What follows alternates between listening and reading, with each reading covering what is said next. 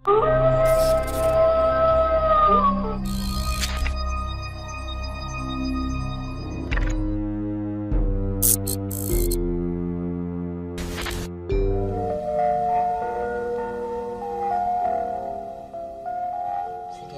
matulog ka na.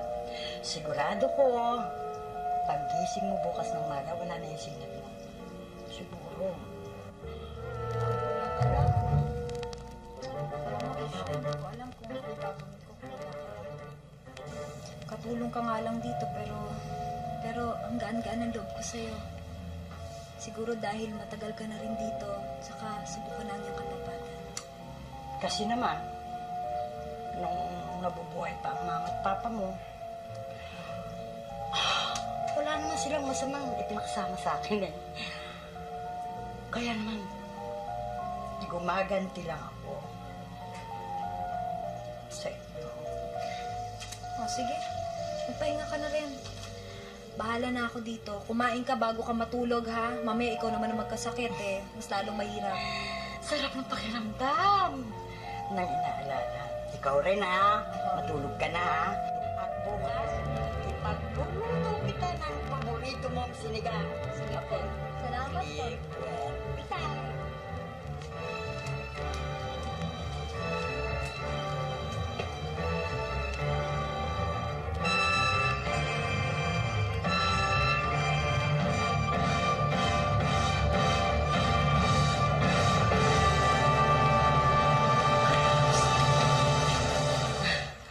Ikaw pala.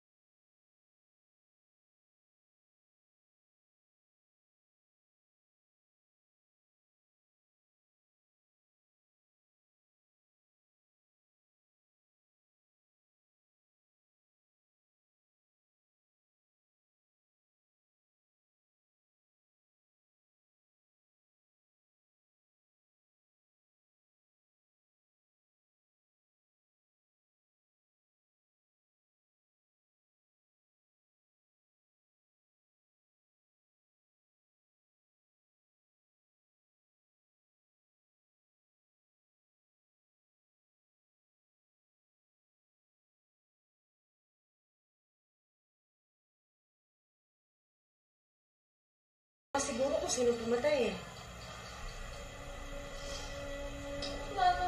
pasyalan mo lang ba ang nangyari doon? Iha, huwag ka mag-alala. Alang-alang sa'yo, hindi ako titigil hanggat hindi nahuhuli ang pumatay kay Isha. Wala mo, Risha.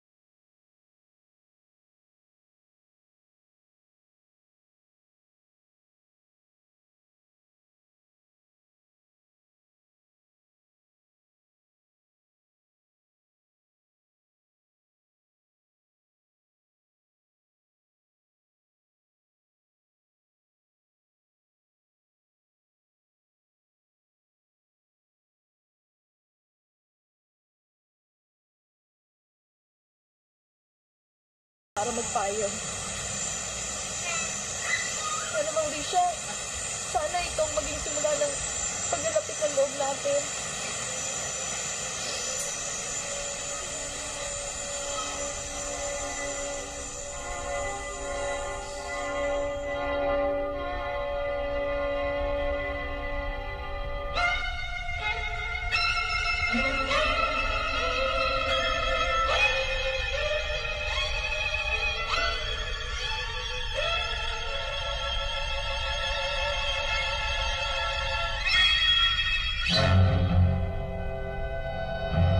Yun ho ba ang dahilan kaya nyo ako pinapunta dito? Oo, Fidel. Mabigat ho yata ang pinapagawa nyo sa akin. Baka ho hindi ko makaya yun. Gago ka ba? 23 taong kitang itinago at pinag-aral para gamitin kay Rosa. Patay na ang mga magulang niya. At siya lamang ang tagapagmana ng malaking kayamanan. Milyones, iho, milyones. At sayang naman kung sa ibang kamay mapupunta. Kapag niligawan mo siya, alam ko, panalo ka. Ha, gwapo ka, iho, at tiyak na mababaliw siya sa'yo. At kapag kasal na kayo, parang tayo na ring dalawa ang magmamana ng malaking kayamanan na yan. Ano ang ibig nyo sabihin? Huwag mo na munang itanong sa akin yan. Kapag kasal na kayo, at saka natin isasagawa ang pangalawang hakbang. Ano ang ikalawang hakbang? Tsaka mo na malalaman, ang importante, ligawan mo siya, akitin, at pakasalan. Iho sa linggo, isasama kita sa bahay. Ipakikilala kita sa kanya, pero bilang pamangkin. At tandaan mo to, anak. Ayokong malaman niya na ikaw ay anak ko. Tandaan mo yan.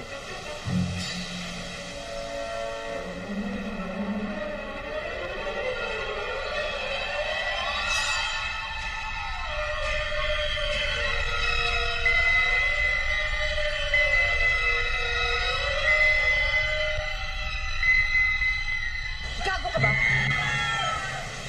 23 taong kitang itinago at pinag-aral para gamitin kay Rosa. Patay na ang mga magulang niya. At siya lamang ang tagapagmana ng malaking kayamanan. Milyones, iho, milyones. At sayang naman kung sa ibang kamay mapupunta. Kapag niligawan mo siya, alam ko, panalo ka. Ha, gwapo ka, iho, at tiyak na mababaliw siya sa'yo. At kapag kasal na kayo, parang tayo na ring dalawa ang magmamana ng malaking kayamanan na yan. Ligawan mo siya, akitin at pakasalan. At sa linggo, isasama kita dun sa bahay. Ipakikilala kita sa kanya, pero bilang pamangkin. At tandaan mo, huwag niyang malalaman na ikaw ay anak ko.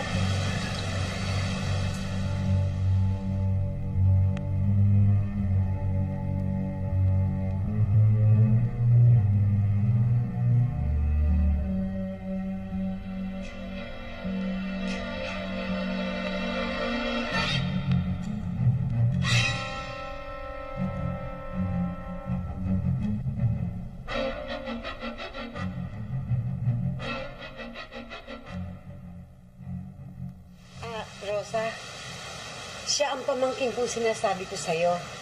Alam mo, Iha, nung araw pa gusto ko na niyang makilala eh. Bakit wala na Mauricio? Nakita niya na ba ako? Ba naku, hindi pa. Pero alam mo, Iha, ka magagalit ha. Nung araw, ipinagnakaw ko siya ng litrato mo eh. Alam mo, lagi niyang tinitignan, nakatago doon sa kwarto niya. Chang naman, nakakaya naman ho kay Rosa. Nahiya pa ito. Totoo naman.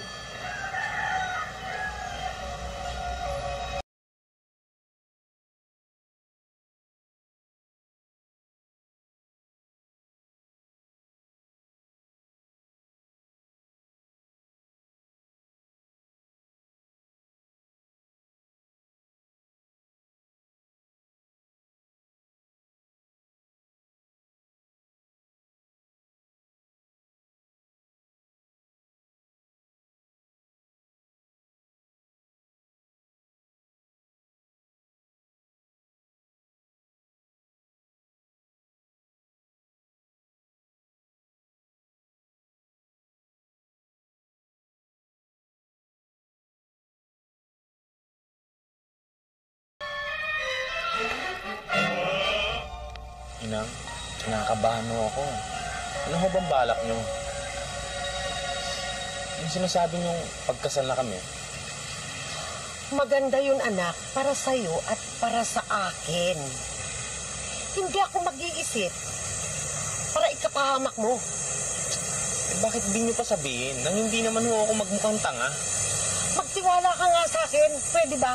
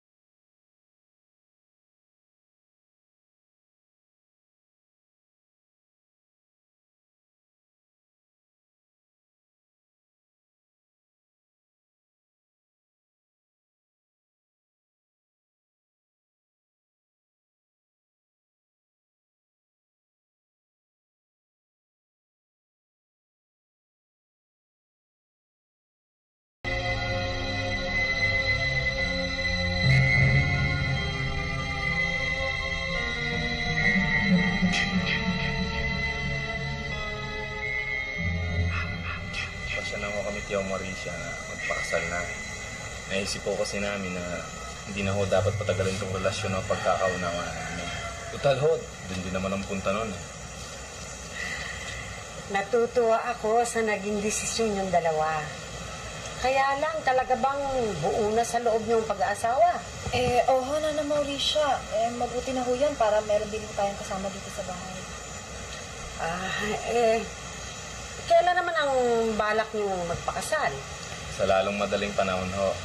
At saka, Nana Mauricia, gusto ko sana simple at tahimik na kasal naman.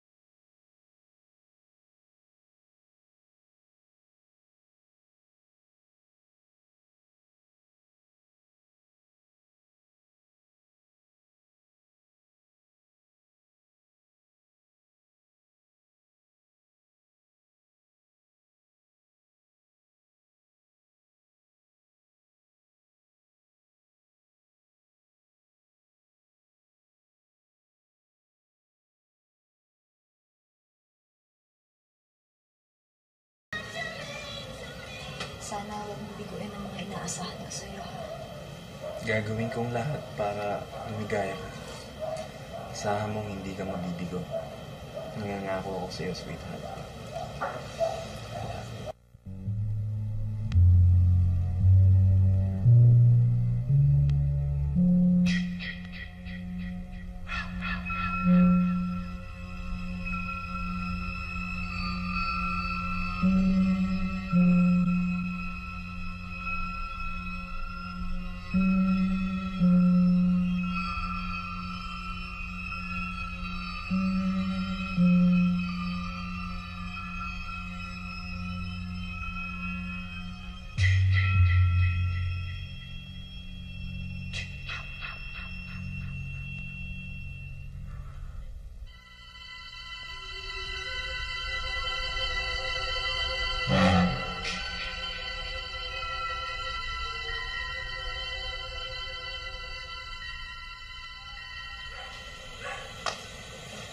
Fidel, tapos na ang unang hakbang.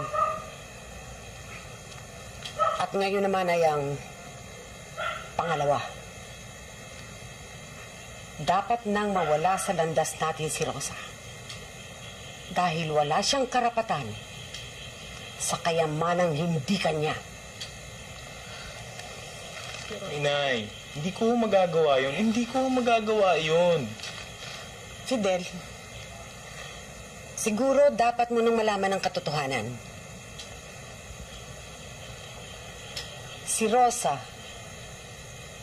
ay hindi tunay na anak ng kinikilala niyang mga magulang.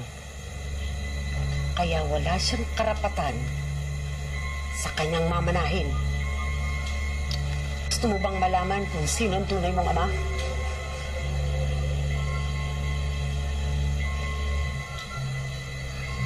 Sino ho ba, Inay?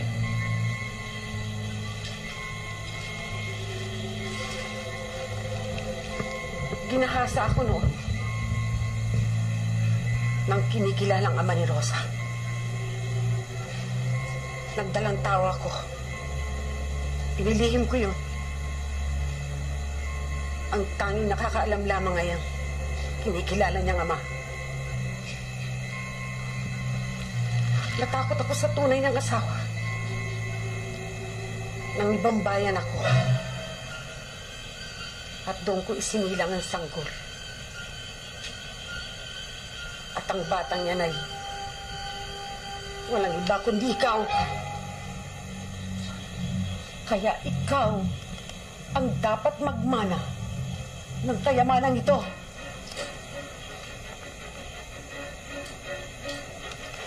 Ngayon ang pagkakataon para mapasa atin kayamanan. Kailangan patayin mo si Rosa.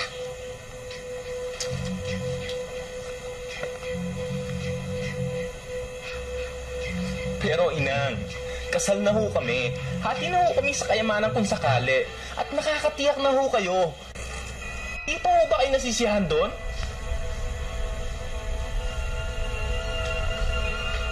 Eh, paano kung malaman niya na niloko natin siya?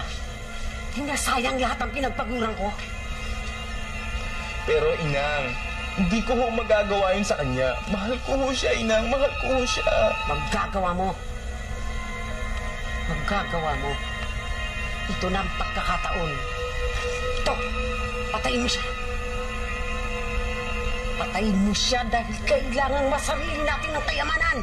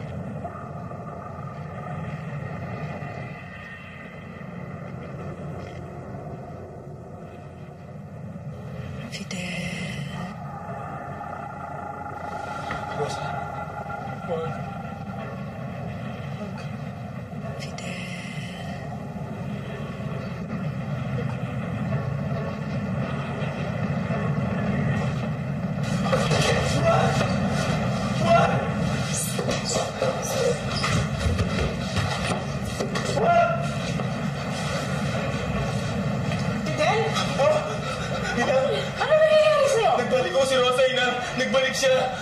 Ano mong pinagsasabi mo? Nananaginip pa naman Hindi okay ako! lang! Binabantayan tayong dalawa! Nandun siya sa loob! Binabantayan tayo! Naloloko ka na talaga! Hindi ako! Hindi ako! Binabantayan ka!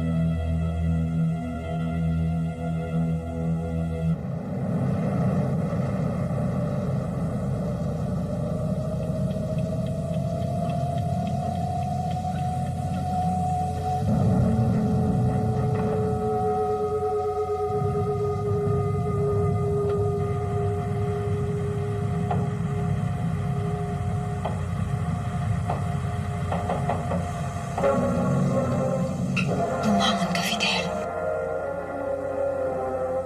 Bumangon ka, Fidel.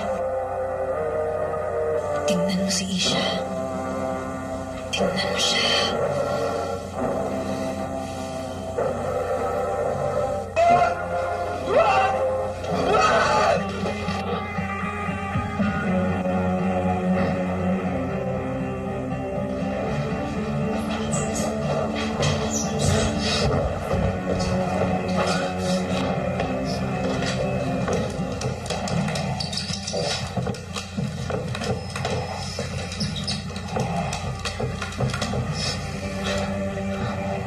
Hello? Hello? Police Department? Iwan mo ang telepono niya. Itiwan mo!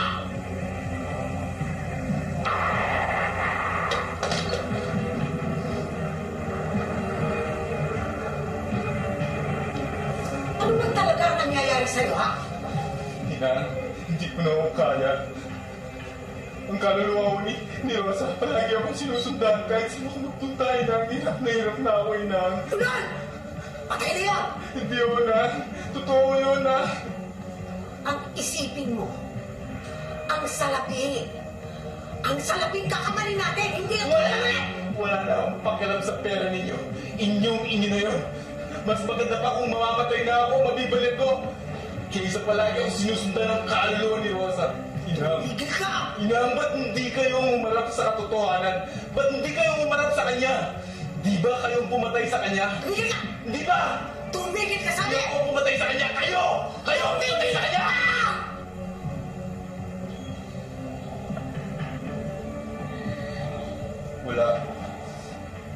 Wala na akong paniwala sa inyo. Kahit ano pang sabihin ninyo, hindi ko na kayo paniniwalaan. Tawag ako ng peace. Sige! Tumulong ka!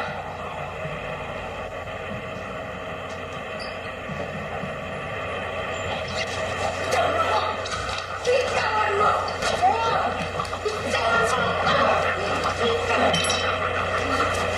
Walang iyak ka! Fidel? Fidel? Fidel? Fidel! Fidel! Fidel! Anak! Anak! Anak, hindi ko sinasadya! Hindi ko sinasadya! Fidel!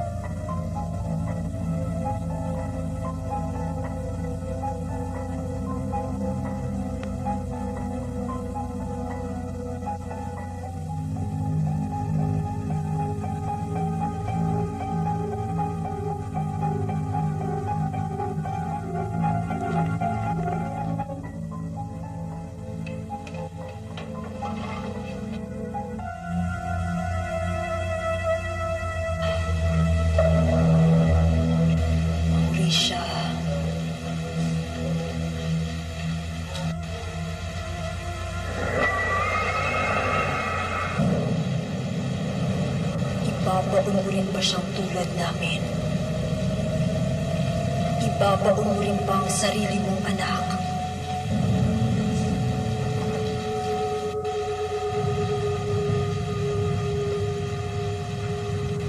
Napakasama mo.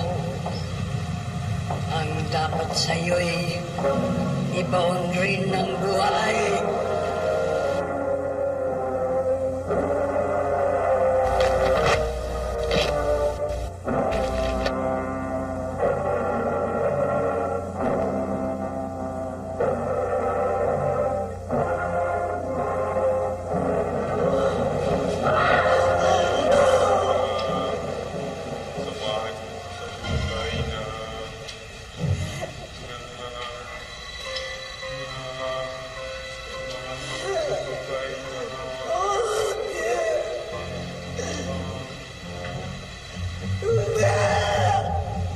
Hindi kayo totoo!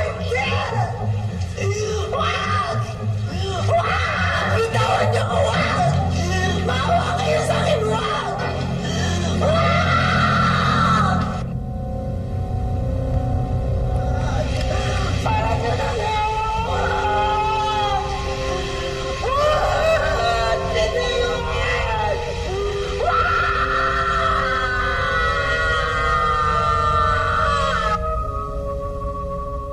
Tinabunan ng buhay si Aling Mauricia. Mula noon, sinasabing sa loob ng bakurang yun ng malaking bahay ni Rosa ay naririnig tuwing gabi ang tumaraing na boses ni Aling Mauricia.